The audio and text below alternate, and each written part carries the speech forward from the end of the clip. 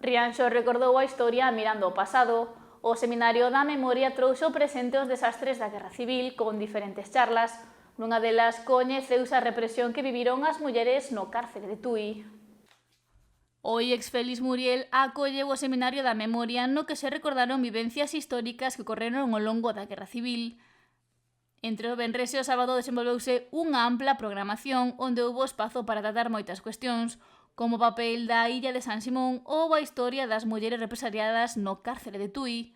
Afondouse nesta segunda temática o primeiro día a través dunha exposición baseada no libro de Josefa García Segret, no que se explica o que pasaba entre os seus muros nesa época. A cadea era a cadea do Partido Xudicial de Tui e o Partido Xudicial de Tui abranguía o Concello de Olla, da Guarda, do Rosal, de Tomiño, Tui, e ás veces collía algo do Porriño ou collíamos, non sempre era igual, pero máis ou menos no 36 si entraba o Porriño e non entrábamos, por exemplo. Entón, nesa cadea, acababan todos aqueles que pertencían a ese partido xudicial. E conta ela, aquí no libro en que fala do seu regreso, ela está indo por distintos lugares, pasando por distintas cadeas, e reclámana para Tui, e di, chegou o tren a Guillarei a iso das 9 da noite. E aí coñeceu o que lle pasara ao seu home, fora asesinado polos falangistas. Xunto con outros 5 máis, asesinado na volta do Matadoiro, ou no antigo Matadoiro, en Mondariz. Pois ela, digamos que non é a primeira que entra na cadea como represaliada. A primeira represaliada foi unha portuguesa, que, polos poucos datos que temos dela, está fichada pola PIDE, e ela era panadeira. E entón, a de Olinda un día foi unha exposición en Portugal, con fichas da PIDE, e ali está a de Olinda. Non se sabe por que entrou na cadea de Tui. No libro no que se afonda sobre a vida de Josefa García recóllense máis datos sobre a prisión. Pois ela di, instantes despois quedaba encerrada no departamento que improvisaran para mulleres na campaña dunha que ali está.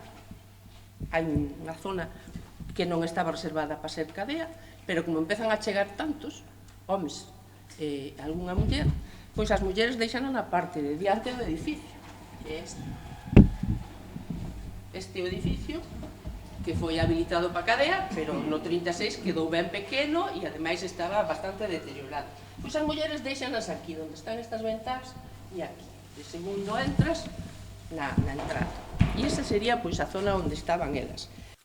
Antes de coñecer a historia das mulleres represaliadas no cárcere de Tui, a investigadora da USC, María Fernández, impartiu unha conferencia titulada Transición en feminino, a introdución da perspectiva de xénero no estudo das organizacións políticas e sindicais en Galicia entre o 1964 e o 1990. Moitas son mulleres que eran, solteiras e sen fillos, claro. Pois polo que dicíamos antes, que non tiñan que cuidar dunha casa, nin tiñan que cuidar dos seus fillos. E moitas delas estudaban fora, imagínate, en Santiago, en Vigo ou en Ourense, e volvían aos seus povos. Entón, claro, eran mulleres que foran á universidade, que reciben unha formación e deciden volver. Entón, claro, realmente aínda non atopei ninguna muller que quedara na casa e que decidira, dedicarse á política.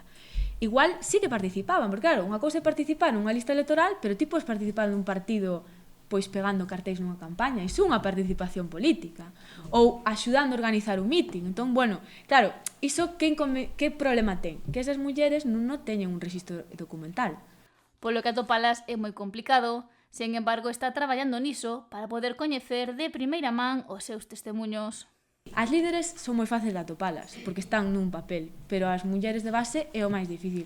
Pero o meu desexo é poder atopalas porque eu sei que existen. O sea, o raro sería que non existiran, pero que existen, seguro. Entón, sí, ojalá un día os atope. O público moi participativo quería saber máis sobre esta cuestión, ademais de facer as súas achegas e reflexións, polo que se falou tamén da muller na política e das do rural que deron o salto á cidade. Igual que hai moita xente que a día de hoxe é dun pobo de Galicia, vai a Santiago, está unha carreira, queda ali traballando e toda a vida se dedica a Santiago. Pois non é así. Entón, sí. Este Seminario da Memoria foi organizado por Nova Escola Galega, Memoria Histórica da Barbanza, IEX Félix Muriel e o Concello de Rianxo.